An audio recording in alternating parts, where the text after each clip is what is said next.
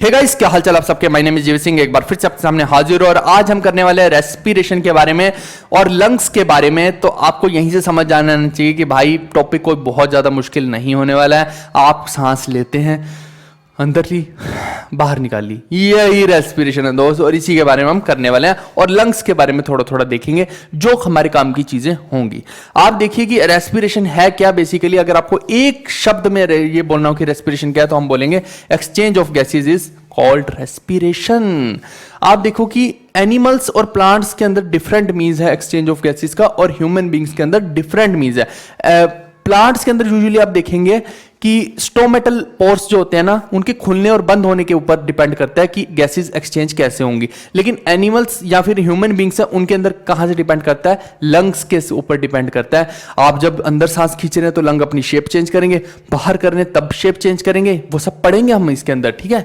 और cellular level पे अगर रेस्पिरेशन की बात करें, एक सेल है, सेल के ऊपर अंदर भी रेस्पिरेशन होती है। तो सेल को ऑक्सीजन कार्बन डाइऑक्साइड से कोई मतलब नहीं, सेल का एक ही मतलब है, उसे क्या करना है, बर्निंग करनी है फूड की to generate the energy needed for the other life processes. आपको पता है कि आपको पूरी की पूरी बॉडी को चलने के लिए एनर्जी चाहिए, तो सेल का सीधा सीधा काम है कि उसके पास जो फूड है, फूड को कन्वर्ट करना है, उसे एनर्जी में कैसे भी करना पड़े, बस उसके लिए यही चीज क्या हो जाती है, रेस्पिरेशन हो जाती है। सेल के लेवल पे बोल रहा हूं, लेकिन आपकी पूरी बॉडी के लेवल पे रेस्पिरेशन ऐसी नहीं होती है। वो तो आप ऑक्सीजन को इनटेक कर रहे हैं, कार्बन डाइऑक्साइड को बाहर निकाल रहे हैं, वो होती है।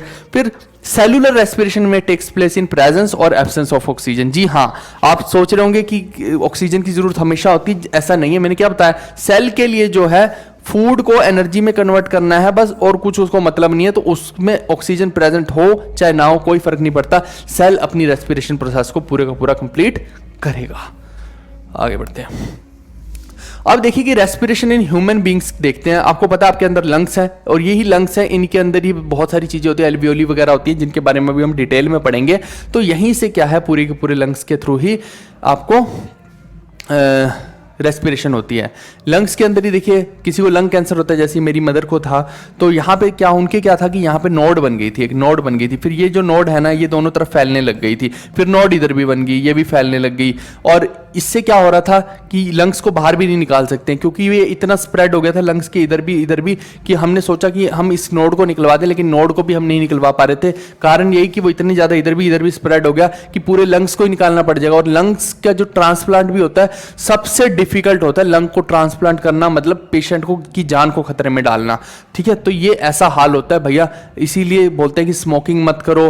आप देखिए लेडीज जो घर में होती हैं, चूल्हे पे खाना बनाती हैं, या फिर घर के अंदर चिमनी नहीं है तो यूं ही खाना बना रहे हैं, चिमनी नहीं है तो ऊपर से ये जो ऑयल्स आजकल हम घटिया क्वालिटी के रिफाइंड वगैरह आप यूज करते हैं, डालडा यूज करते हैं, इनके अंदर से ऐसी ऐसी गैस बाहर आती है ऑयल से, वही लेडीज सूंघती हैं और लेडीज को उसी के थ्रू कैंसर होता है। ये बात याद रखिएगा। लोग बोलते हैं कि ये तो लेडी है, ये तो सिगरेट भी नहीं फूकती होगी, गांजा भी नहीं फूकती होगी, तो इसको कहां से हो रहा है लंग्स में। लेकिन मोस्ट ऑफ द लेडीज जिनको भी लंग्स का कैंसर हो रहा है, वो इसी वजह से हो रहा है। मैं आपको बता रहा हूं, कुकिंग की वजह से हो रहा है। तो उनको कुकिंग की हैबिट्स को सुधारना चाहिए, घर में चिमनी होनी चाहिए। आप देखना, आपको मैं बता रहा हूं, जब चिमनी लग जाएगी ना, चिमनी जिस दिन आपके घर में लग जाएगी, आप देखना कि 2-4 दिन में जब खाना बनने जाएगा ना, उसके बाद चिमनी को यूं करना और हाथ में लेके देखना, वही गंध आपके अंदर जाता है जितना चिमनी निकालती है। खुद देख लेंगे आप जब चिमनी लग जाएगी। अपने रसोई के घर की दीवारों को देख लेना, अगर कभी सफेद है या नया नया पेंट कराया ना, उसके बाद देखना आपकी दीवारें काली हो जाएंगी बिल्कुल, उस तेल की वजह से, उन वेपर्स की वजह से जो लेडीज के अंदर भी जाते हैं, उसी से लंग कैंसर भी होता है दोस्त,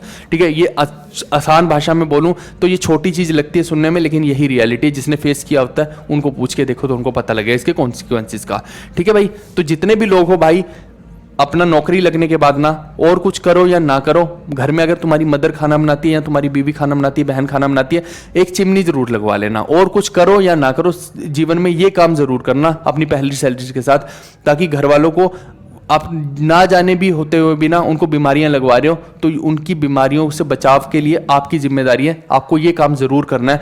मैं अपने थ्रू आपको एक अच्छी चीज जरूर सिखा के जा रहा हूं। आप देखिए कि human respiratory system is more complex and involve breathing, exchange of gases and cellular respiration.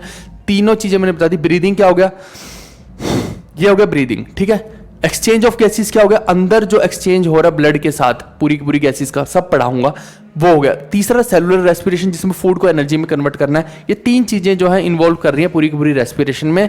और इसके अंदर देखिए पूरे का पूरा वही लिखा है कि जब ब्रीदिंग कर रहे हैं इनहेलेशन ऑफ ऑक्सीजन हो रहा है, जब ब्रीदिंग आउट कर रहे हैं, ब्रीद आउट करेंगे तो एक्सहेलेशन ऑफ कार्बन डाइऑक्साइड हो रहा है। जो गैशियस एक्सचेंज है वो कहाँ पे होता है? लंग्स में होता है। Oxygen is supplied to all cells of the body. Lungs के अंदर पूरे का पूरा गैशियस एक्सचेंज हो जाएगा और फिर उसके बाद वो जो ऑक्सीजन है पूरी की पूरी बॉडी को सप्लाई होती है। Cellular respiration takes place in each and every cell, वो तो होगी, सेलुलर रेस्पिरेशन तो हर सेल के अंदर ही होती है। अब देखिए जो ह्यूमन रेस्पिरेटरी सिस्टम है उसके अंदर है क्या क्या। सबसे पहले शुरू होती है कहानी नोज से। नोज के थ्रू आप सांस लेंगे, फिर नेजल कैविटी में जाएगी, ये पूरी की पूरी नेजल कैविटी। उसके बाद फेरिंग्स यहाँ पे होता है कहीं आपका, ठीक है, फेरिंग्स यहाँ पे होता है और यहाँ पे फेरिंग्स के थ्रू आप देखिए कि अंदर जाता जाएगा और विंड पाइप है, विंड पाइप के थ्रू एयर अंदर जाएगी, विंड पाइप के थ्रू जाके ये पूरे के पूरे लंग्स में घुस जाएगी और यहीं पे ये जो आपको दिख रही है ना, ये इस तरह की ये उनको बोलते हैं ब्रोंकाइल्स। और ये जो है बाहर की तरफ हड्डियां सी, इनको बोलते हैं रिब्स। आपकी कई बार आप देखिए बहुत ज्यादा यूं प्रेशर लग जाए लंग्स पे तो बोलते हैं रिब ब्रेक हो गई, तो वो रिब यही होती है, ठीक है दोस्त। और ये राइट लंग हो गया, ये लेफ्ट लंग हो गया। देखिए आपको अभी लग रहा होगा कि ये तो लेफ्ट है, अब मैं ऐसे खड़ा हूं, अब बताइए मेरे हिसाब से क्या होगा। मैं आपकी तरफ देख रहा हूं लेकिन रेफरेंस को चेंज कीजिए।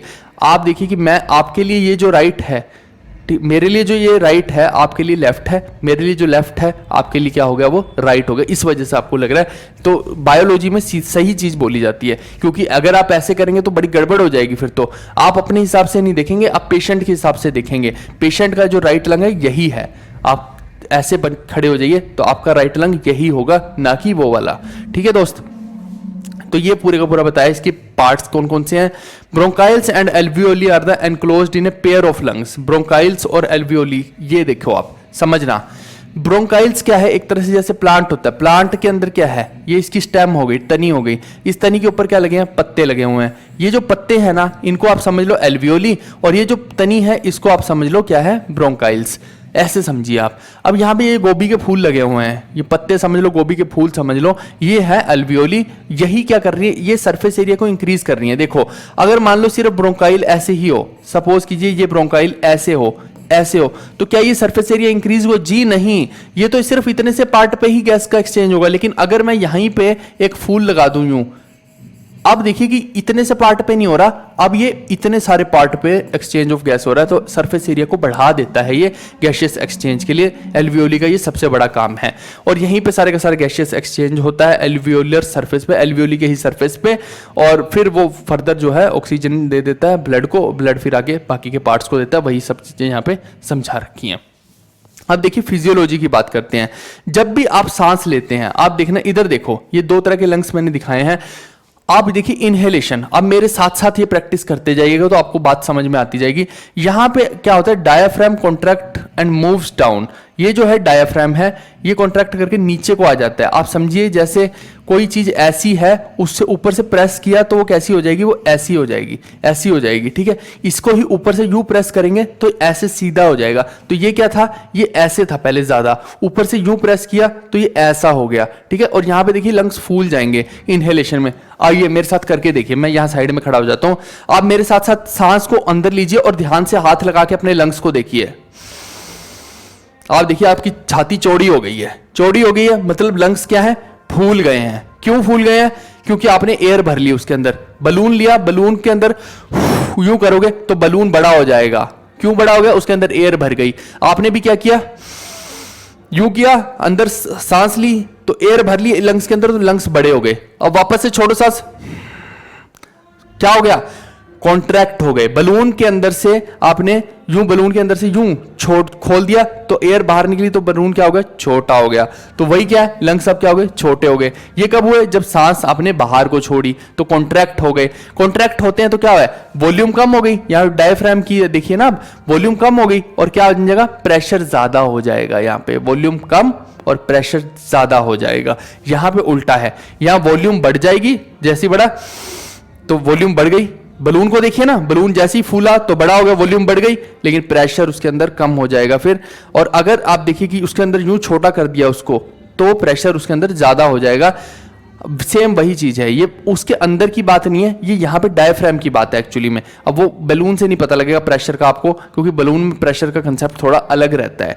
तो यहाँ पे आपको देखना है वो प्रेशर जो है ना, आपको ये डायाफ्राम का प्रेशर मैं बोल रहा हूँ। मैं बलून का अब प्रेशर करेंगे तो फिर वो थोड़ी सी समस्या आएगी, आपको समझ नहीं आएगा, क्योंकि बलून में तो फूंक मारेंगे तो वो प्रेशर और बढ़ जाएगा वहाँ पे। अब वो कौन से प्रेशर की बात कर रहे हैं वहाँ पे कंफ्यूजन हो जाएगी, इसलिए बलून का एग्जाम्पल प्रेशर के लिए मत लेना। नॉर्मल लंग्स के लिए आप बलून का प्रेशर, बलून का एग्जाम्पल ले सकते हैं, ठीक है। तो ये मैंने एक्सपेंशन और उसका कॉन्ट्रैक्शन बता दिया। इसीलिए बोलते हैं, आप देखिए कि कई गवर्नमेंट की पोस्ट में ये होता है कि आपकी जो फूली हुई छाती है वो इतनी होनी चाहिए और कॉन्ट्रैक्टेड छाती नॉर्मल वाली इतनी होनी चाहिए। उसमें बताया भी जाता है कि चेस्ट आपकी इतनी होनी चाहिए। तो वही चीज़ मैंने आपको यहाँ पे बताई है। और वही सेम चीज़ जो है ना वॉल्यूम की, कि volume of the lungs increases, pressure then drops down and the air from outside gushes in. क्या हो रहा है एक तरह से समझिए आप कि जब भी when the dome shape diaphragm contracts and becomes flattened, जैसे ही ये जो डोम शेप है ये यूं कॉन्ट्रैक्ट हो जाएगा और फ्लैटन हो जाएगा, तो and the rib cage is expanded due to action of intercostal muscles, the volume of the lungs increases. तो उसमें क्या हो जाएगा, वॉल्यूम जो है लंग्स की वॉल्यूम, जब आपने यूं किया तो वॉल्यूम ऑफ लंग्स जो है इंक्रीज हो रही है, ठीक है। तो वहां से क्या हो रहा है कि प्रेशर देयर ड्रॉप्स डाउन। जब वॉल्यूम इंक्रीज होगी तो प्रेशर वहां पे अंदर कम हो गया, जिसकी वजह से क्या है कि जो आउटसाइड की गैसेज है ना वो अंदर जा रही हैं, तो उसी को इनहेलेशन बोला जा रहा है, ठीक है दोस्त। To exhale the diaphragm relaxes.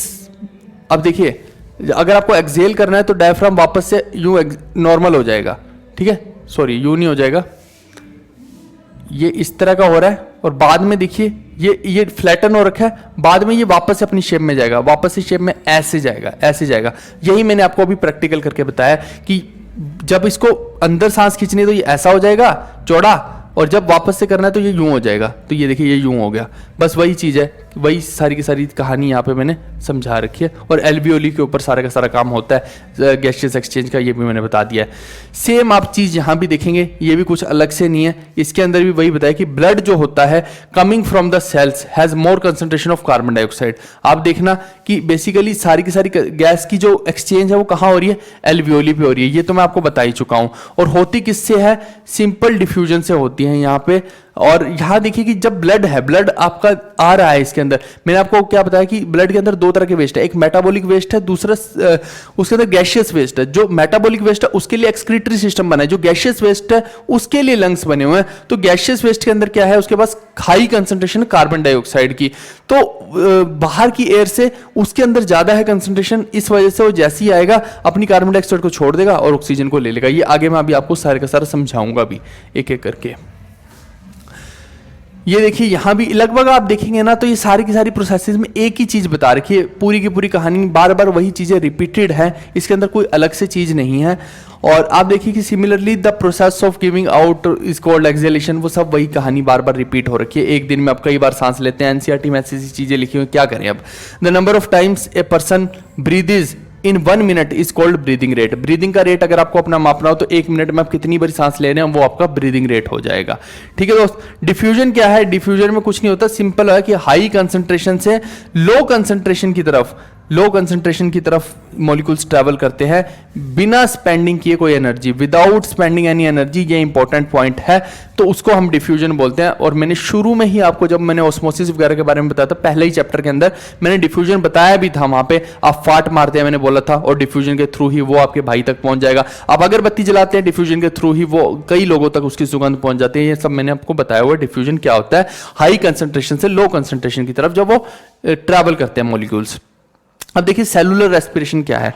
Cellular respiration के अंदर क्या है, एक मेटाबॉलिक रिएक्शंस अकर होती हैं inside the cell to convert biochemical energy obtained from the food into a chemical compound called adenosine triphosphate. यहां पे अब देखिए, अब हम रियल बायोलॉजी की बात कर रहे हैं कि अंदर जो फूड है, फूड को आप देखिए कि कन्वर्ट करते हैं हम एनर्जी में, तो वहां पे क्या है, एक केमिकल कंपाउंड बनता है, उसको हम बोलते हैं एटीपी। एटीपी एक ऐसा टिफिन बॉक्स है जिसके अंदर सारी की सारी फूड है।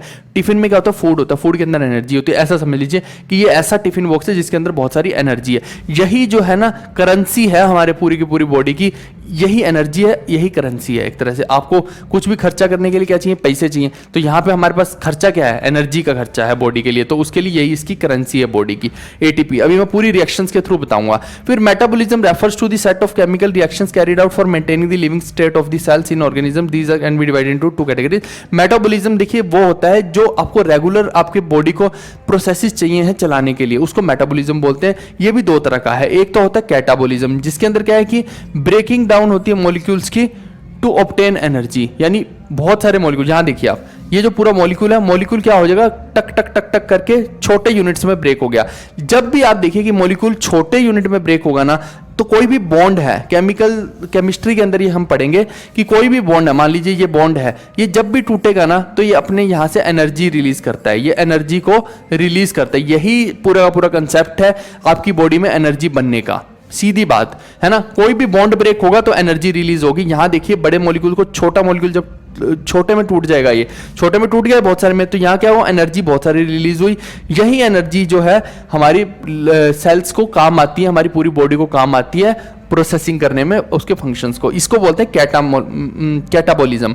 लेकिन दूसरा क्या है, एनाबॉलिज्म। इसके अंदर क्या होता है, synthesising of all compounds required by the cell. अब मान लो सेल को कुछ अपने लिए ग्लूकोज बनाना है, शुगर बनानी है, कुछ भी बनाना है, तो वो अगर बनाने के लिए उसे कुछ चाहिए तो उसको क्या चाहिए होगी, एनर्जी चाहिए होगी। सेल को अपने फूड के बनाने के लिए एनर्जी चाहिए, क्यों चाहिए, क्योंकि देखिए वो उसको कोई नया मॉलिक्यूल बनाना है, इन छोटे छोटे मॉलिक्यूल से उसको कोई नया मॉलिक्यूल बनाना है, तो क्या लगानी पड़ेगी उसको, अब वही एनर्जी उसे वापस चाहिए। एनर्जी जब तक नहीं होगी तब तक ये बॉन्ड नहीं बनेंगे। यानी कि देखिए एक सी इधर पड़ा, एक सी इधर पड़ा, अगर आपको दो सी इकट्ठे जोड़ने हैं तो आपको एक ऐसा करके बॉन्ड बनाना पड़ेगा, और वो बॉन्ड बनाने के लिए क्या होता है, एनर्जी चाहिए होती है। बिना एनर्जी के बॉन्ड बनता नहीं, तो वही एनर्जी यहां पे इस्तेमाल हो जाती है। इसी को क्या बोलते हैं, एनाबॉलिज्म। ठीक है दोस्त, अब देखिए सेलुलर रेस्पिरेशन में और क्या क्या होता है। देखो मैं यहां पे आपको समझाता हूं। दो तरह की रेस्पिरेशन है, एक होती है एरोबिक रेस्पिरेशन, दूसरी होती है एनारोबिक रेस्पिरेशन। एरोबिक रेस्पिरेशन होती है जिसके अंदर ऑक्सीजन का इस्तेमाल होता है, एनारोबिक होती है जिसके अंदर ऑक्सीजन का इस्तेमाल नहीं होता है। आइए मैं थोड़ा सा आपको समझाता हूं। जैसे कि ग्लाइकोलिसिस एक प्रोसेस है, ग्लाइकोलिसिस यहां पे मैंने लिखा भी हुआ है। अब ग्लाइकोलिसिस में क्या होता है, जो ग्लूकोज है ना वो पाइरुविक एसिड में कन्वर्ट होता है। पूरी इसकी रिएक्शन भी दिखाऊंगा अभी मैं, और यही रिएक्शन देखिए बार बार आपकी इस्तेमाल होती है एनर्जी बनाने में। अब देखो ग्लूकोज जो है, ग्लूकोज से क्यों बोलते हैं कि एनर्जी बन जाती है, ग्लूकोन डी पियो, ये एनर्जी देगा। इसका मतलब है कि ग्लूकोज जो होता है ना वो किस में कन्वर्ट होता है, पाइरुविक एसिड में कन्वर्ट होता है। पाइरुविक एसिड जो होता है ना, अगर तो उसको ऑक्सीजन ना मिली, अगर उसको ऑक्सीजन ना मिली, नहीं मिली, तो वो क्या करेगा, दो एटीपी बनाएगा। और एटीपी क्या है, मैंने बोला आपको, यही करेंसी है आपकी बॉडी की, एनर्जी करेंसी। यानी एटीपी के अंदर ही एक ऐसा टिफिन बॉक्स है कि एनर्जी भरी पड़ी है, तो ये केवल दो एटीपी बनाएगा। लेकिन आप देखिए कमाल की बात, अगर इसको ऑक्सीजन मिल जाए, यहां पे देखिए कि अगर बाई चांस इसको ऑक्सीजन मिल जाए तो क्या होगा, यही प्रोसेस, यही जो पूरी प्रोसेस है क्या करेगी, 36, यानी जरूरी नहीं हर बार 36 ही बनाए, 30 से लेके 32-36 तक ये एटीपी बना सकता है। और साथ में वाटर जो होता है वो बाय प्रोडक्ट निकलता है। ठीक है, और कार्बन डाइऑक्साइड यहां से बाहर निकल जाती है, ऑक्सीजन इस्तेमाल होती है। इसी को कर्ब्स साइकिल भी, क्रैब्स साइकिल भी बोलते हैं। तो ये जो है यहाँ पे 36 एटीपी, यानी कि बहुत हाई एनर्जी बन जाती है। तो ये है ऑक्सीजन की प्रेजेंस में। इसीलिए हमारी बॉडी में क्या हो रहा है, एरोबिक रेस्पिरेशन, हम सांस ले रहे हैं, ऑक्सीजन ले रहे हैं, तो हमारी बॉडी में और ज्यादा एनर्जी बनती है, और हमारी बॉडी को नीड भी है ज्यादा एनर्जी की। तो हमारी बॉडी में ये चीज हो रही है एक तरह से, आप देखिए। और इसी को अगर मैंने यहां समझाना, तो ग्लूकोज है, ग्लाइकोलिसिस प्रोसेस में ये पाइरुवेट बनेगा। पाइरुवेट ऐसा होता है, पाइरुवेट में एनारोबिक, अगर बिना ऑक्सीजन के है तो फिर वो दो एटीपी बनाएंगे। यहाँ पे इथेनॉल और लैक्टिक एसिड की फर्मेंटेशन होती है। और यहाँ पे देखिए आपकी ये जो लैक्टिक एसिड निकलता है ना, इसी बारी आपको कभी कभी देखना आपकी हड्डियों में ना चरमराहट सी होती है। वो चरमराहट इसीलिए होती है कि अगर आपकी बॉडी के अंदर उसे ऑक्सीजन प्रॉपर नहीं मिली तो वो जहां लैक्टिक एसिड बनाना शुरू कर देता है और दो एटीपी रिलीज करेगा। तो इस वजह से ये सारे का सारा होता है। यहाँ पे मैंने लिख भी दिया है, आप पढ़ लेना इसको। फिर क्या होता है कि अगर एरोबिक रेस्पिरेशन ऑक्सीजन की प्रेजेंस में हो रही है तो कार्बन डाइऑक्साइड बाहर निकल जाएगी, पानी बनेगा और साथ में एनर्जी बनेगी। 30 से 32 या 36 एटीपी यहाँ पे बन जाएंगे। यही आपकी एनर्जी करेंसी होती है। अब देखिए यहाँ पे लोअर एनिमल्स के अंदर क्या क्या होता है। एनिमल्स का मैं सीधा सीधा यहाँ भी बता देता हूँ, यहाँ भी वही लिखा हो। कुछ एनिमल्स ऐसे हैं जिनमें क्या होता है, स्किन के थ्रू होती है एक्सचेंज ऑफ गैसेज, और कहीं कहीं पे क्या सिंपल गैस एक्सचेंज मैकेनिज्म होता है कई जगह पे। और यहाँ पे देखिए जो सोफिस्टिकेटेड एनिमल्स रहते हैं वहाँ पे लंग्स या एल्वियोली के थ्रू होता है। फिशेज में किसके थ्रू होता है? गिल्स के थ्रू होता है। इंसेक्ट्स में किसके थ्रू होता है? ट्रैकियल सिस्टम के थ्रू होता है, उनकी स्किन के थ्रू होता है बेसिकली। ठीक है, फ्रॉग्स जो होते हैं, फ्रॉग्स में आप देखिए यहाँ पे ये मेंढक है ना, जो मेंढक अगर पानी में जाएगा तो इसकी स्किन के थ्रू रेस्पायर करेगा। ये एम्फीबियन है, पानी में भी रह सकता है, बाहर भी। तो मेंढक अगर पानी में होगा तो ये अपनी स्किन के थ्रू रेस्पायर करता है, लेकिन अगर ये पानी के बाहर जमीन पे आ गया तब इसके अंदर लंग्स भी होते हैं और ये लंग्स के थ्रू रेस्पायर करना शुरू कर देता है। इसीलिए ये एम्फीबियन है, ये पानी में भी रह सकता है और बाहर भी रह सकता है। सेम ऐसी मछली गिल्स से करेगी। एमीबा वगैरह का सब मैंने बता दिया कि ये डिफ्यूजन के थ्रू करते हैं।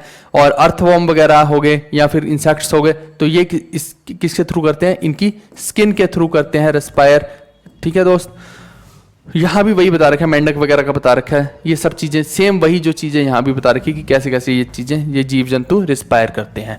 ठीक है, respiration in muscles can be anaerobic when there is not enough oxygen। अगर ऑक्सीजन कम होगी तो वो एनारोबिक रेस्पिरेशन कहलाएगी। और ग्लूकोज जो होता है वो ब्रोकन डाउन हो जाता है कार्बन डाइऑक्साइड और लैक्टिक एसिड में। अभी मैं थोड़ी देर पहले ही रिएक्शन बता के आया था, यही सेम रिएक्शन। और this results in the accumulation of lactic acid that makes the muscle सोर। कई बार आपकी मसल्स में चरमराहट सी होती है तो ये इसी वजह से होती है क्योंकि वहां पे लैक्टिक एसिड इकट्ठा होना शुरू हो जाता है। लैक्टिक एसिड मिल्क के अंदर होता है, लैक्टोज है ना। तो ये जो है आपके वहां पे जब इकट्ठा होता है तो ऐसी हड्डियों में वो करता है, तो ये इसीलिए होता है कि उसको ऑक्सीजन की कमी हो जाती है तो वो बोन्स को सोर करना शुरू कर देता है। लो ऑक्सीजन में क्या होता है, ग्लूकोज जो होता है वो कार्बन डाइऑक्साइड और लैक्टिक एसिड फॉर्म कर लेता है और 2 एटीपी फॉर्म करता है।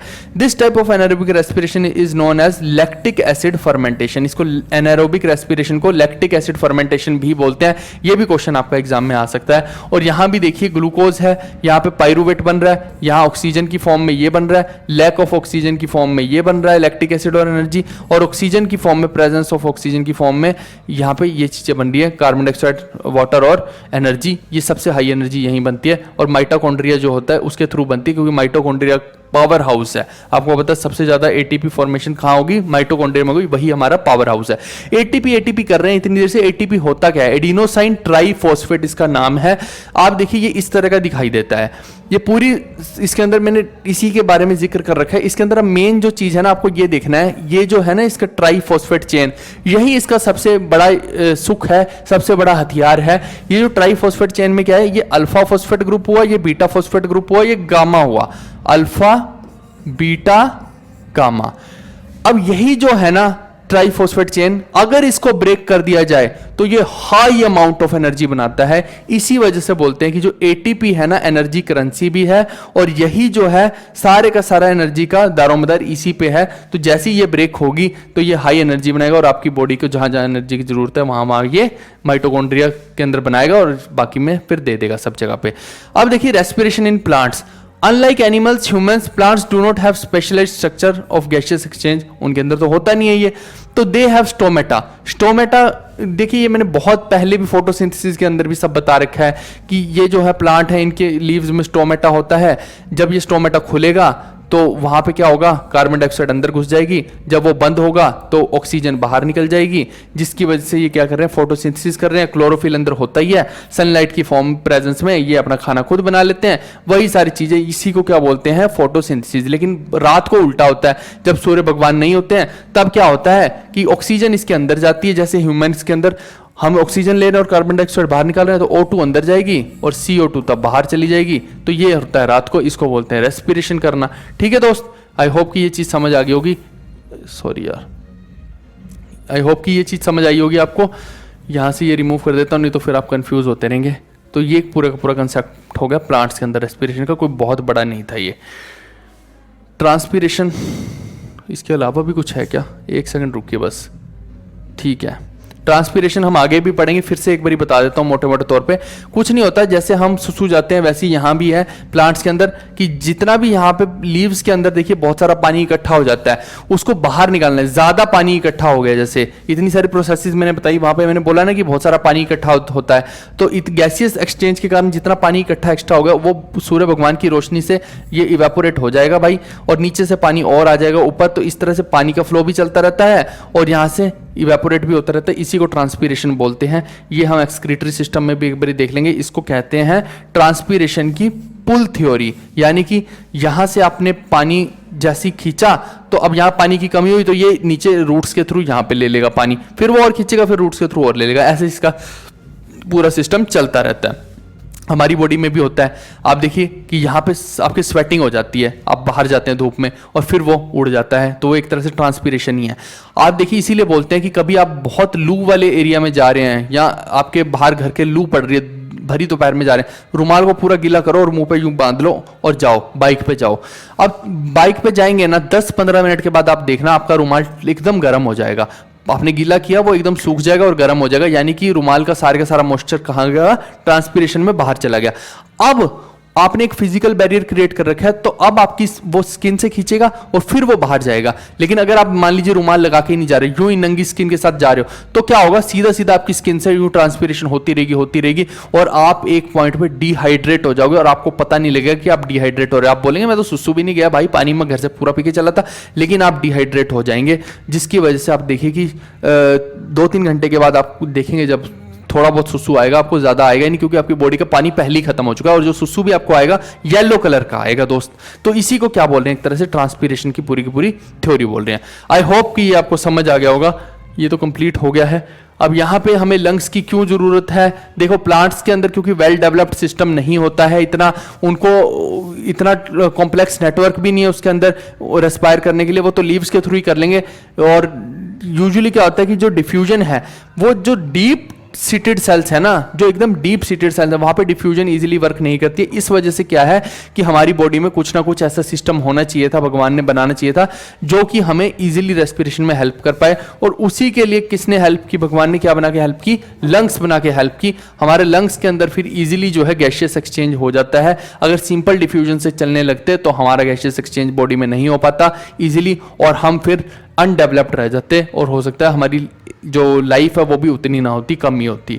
ठीक है जी। और लंग्स में जो एल्वियोली हैं उसका काम होता है लार्ज सरफेस एरिया प्रोवाइड करना, जिससे कि गैशियस एक्सचेंज हो पाए। ये मैं 10 बार बोल चुका हूं। और इसके बाद हम एक्सक्रीटरी करेंगे। तो यानी कि अल्टीमेटली मैंने आपको बता दिया कि होता क्या। अब मैं आपको थोड़ा सा समझाता हूं। आप सोच रहे होंगे कि होता कैसे होगा, लेकिन लास्ट पॉइंट मैं आपको बता देता हूं ताकि चीजें आपको समझ में आ जाए। ये कैपिलरी है और मैं हमेशा बोलता आ रहा हूं कि कैपिलरी के थ्रू ही गैशियस एक्सचेंज होता है। मैंने थोड़ी देर पहले भी आपको 2-4 लेक्चर सेशन पहले भी बताया था कि कैपिलरी के थ्रू गैशियस एक्सचेंज होता है, जिसमें मैंने पूरा वो बताया था कि ये सिस्टेमिक सर्कुलेशन होती है, ये पल्मोनरी सर्कुलेशन होती है, बताया था ना। उसके अंदर ही बताया था कि कैपिलरीज में होता है। अब देखिए ये कैपिलरी है, इसके अंदर कार्बन डाइऑक्साइड वाला जो ब्लड है ना यूं आएगा। अब यहां पे क्या है, जब ये कार्बन डाइऑक्साइड वाला ब्लड आ रहा है तो आप इधर देखिए, ये जो एयर हमने इनहेल की है, हमारे अंदर से हमने एयर इनहेल की है। अब देखो इसी एल्वियोली का पार्ट यहाँ पे है, उसी का मैं आपको पूरी की पूरी कहानी समझा रहा हूं। तो जो यहाँ पे एयर है, एयर के अंदर क्या है, CO2 भी है, O2 भी है। अब यहाँ पे देखो कि इस पूरे ब्लड में हाई कंसंट्रेशन किसकी है, कार्बन डाइऑक्साइड की, क्योंकि कार्बोनेटेड ब्लड है। तो ये जो डिफ्यूजन का प्रिंसिपल क्या बोलता है, हाई कंसंट्रेशन से लो कंसंट्रेशन की तरफ जाएगी। तो यानी कि कार्बन डाइऑक्साइड इधर इस एयर में जाना शुरू कर देगी, क्योंकि यहाँ पे इस एयर के अंदर कंसंट्रेशन बहुत कम है कार्बन डाइऑक्साइड की, नाइट्रोजन की और ऑक्सीजन की ज्यादा है, कार्बन डाइऑक्साइड की कम है। तो यहां से क्या है, इधर को जाना शुरू कर देगी कार्बन डाइऑक्साइड, हाई कंसंट्रेशन से लो कंसंट्रेशन में। और जब ये ऐसा करेगी तो यहां पे जो ऑक्सीजन है वो ऑक्सीजन यहां पे ज्यादा है और यहां तो ऑक्सीजन है ही नहीं है, तो ऑक्सीजन यहां से इधर आना शुरू कर देगी, क्योंकि बैलेंस बनता है डिफ्यूजन के अंदर, उधर और इधर डिफ्यूजन में बैलेंस बनेगा। जो चीज उधर है वो जो चीज इधर है एकदम बराबर होनी चाहिए। डिफ्यूजन का सिंपल सा मतलब ये है। तो ऑक्सीजन इधर आना शुरू करेगी, यानी कार्बन डाइऑक्साइड बाहर निकली, ऑक्सीजन इधर आई। अब ये ब्लड जो रिच किस में हो गया, ऑक्सीजन में रिच हो गया। अब ये ऑक्सीजन को पकड़ेगा कौन, आपको पता है आरबीसी जो है, रेड ब्लड सेल, इनके पास क्या होता है, इनके पास होता है हीमोग्लोबिन। और हीमोग्लोबिन क्या करेगा, उसके अंदर क्या है, वो आयरन को भी पकड़ के रखता है और वही क्या करेगा, इस ऑक्सीजन को पकड़ेगा और अपने साथ बाहर ले जाएगा और जिस जिस सेल को जरूरत है वहां पे जाके ये ऑक्सीजन को प्रोवाइड कर देगा। ये सारा का सारा प्रोसेस जो आप छोटे लेवल पे देख रहे हैं कि यहाँ पे हो रहा है, यहाँ पे कौन कर रहा है, ये पूरी का पूरा एल्वियोली कर रहा है। यानी कि यहाँ पे ये जो पूरी की पूरी काम हो रहा है ना, डिफ्यूजन का काम हो रहा है ना इस एयर के साथ, है ना, ये कौन कर रहा है, ये जो कैपिलरी के साथ सब काम कर रहा है, ये एल्वियोली के साथ हो रहा है। ये पूरा का पूरा जब तक नहीं होगा, पूरा डिफ्यूजन नहीं होगा, तब तक ये काम हो ही नहीं सकता है। यानी कि ये लंग्स जो है आपके अल्टीमेटली गैस एक्सचेंज कहाँ पे हो रही है, इस एल्वियोली के थ्रू हो रही है। बिना एल्वियोली के गैस एक्सचेंज नहीं हो सकती, और large surface area alveoli provide करता है, वो आप देख सकते हैं। अगर पाइप इतनी सी रहती तो ये काम तो बहुत लेट होता, जबकि आप देखिए कि ये पाइप इतनी ना होके अब गोभी का पूरा फूल बन चुकी है, तो इस वजह से यहाँ पे गैशियस एक्सचेंज और ज़्यादा आसान हो गया। मैंने आपको सिंपल भाषा में ये पूरी की पूरी प्रोसेस को बता दिया, इससे सिंपल कोई बता ही नहीं सकता है। क्या बताएगा इससे सिंपल, और क्या बताएगा रेस्पिरेशन, ट्रांसपिरेशन, फोटोसिंथेसिस के बारे में मैंने एक एक डिटेल कवर कर दिया। आई होप कि आपकी बुद्धि में घुस गई होगी, एक एक चीज समझ आ गई होगी। बार बार एल्वियोली एल्वियोली कर रहा हूं, उसका मतलब कि क्वेश्चन भी यहां से बन सकता है, इसीलिए बार बार मैंने बता दिया है कि गैस एक्सचेंज लंग्स में कहां से होता है, तो एल्वियोली से होता है। ये क्वेश्चन आ सकता है, इसीलिए बार बार बता रहा हूं। चलिए, आई होप कि आपको समझ आएगा आज का सेशन। हम मिलते हैं नेक्स्ट वीडियो में। Bye bye, take care, see you, love you all.